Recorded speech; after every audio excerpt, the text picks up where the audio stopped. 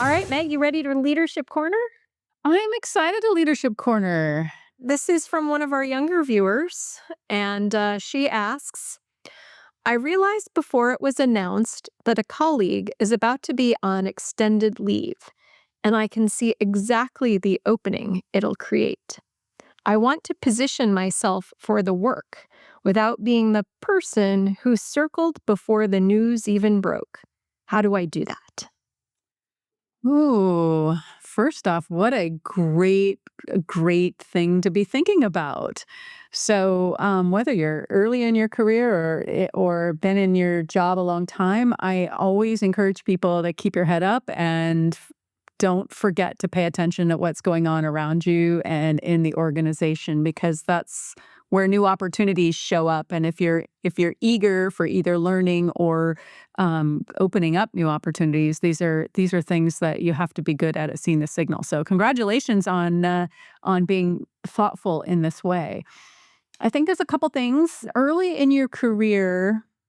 There is a lot of assumptions about who you are and what you're capable of that is probably driven a little bit to the mean of early talent. So the better job you can do to help people see what you're actually capable of is going to help you in crafting those pathways. And what I mean by that is usually early in your career, it's really incumbent on you to be asking for different types of tasks, or maybe the ability to help out with things that might be not be in your actual job description. So people see that you're capable of taking more on, and people see that you're eager for getting skill development and all of that. So that's your give.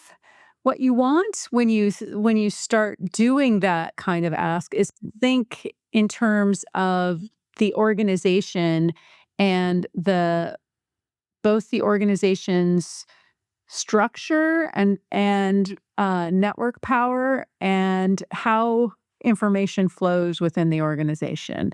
So doing a map of who are the stakeholders, who needs to know about you and the fact that you're capable of doing more work, and how do you build relationships of showing up for them in a way that they can trust you and value what you bring to the table. All of this is really important pre-work so that when these types of opportunities present themselves, you can then start to map even a little bit more closely to what types of things might this create opportunity for you when someone is out on a leave? How can you offer to step in a way that creates maybe more career growth for you, as well as helps out the organization? And so I think the most important trick here is to figure out who is going to be the person making the decision about how the work is allocated. It's most likely the boss of that person that's going out on leave. And what do they care about? What is concerning them the most of that person going out on leave? And how can you position yourself in a way that they will see you as the natural person to step up into either that role or that part of the role that will give you the most experience and create the most opportunity for you? So it's about the people. It's about tailoring the types of work that you do that shows value and gumption and all of those things. And it's also about building the trust so that it becomes the natural thing that comes into their mind for how they're going to cover for that time out. So all of those things, it sounds like you're on your path towards that, but I would be very intentional over this next cycles to be building those relationships of trust and building the evidence that gives people the confidence that you're the person to step up. What do you think, Amy?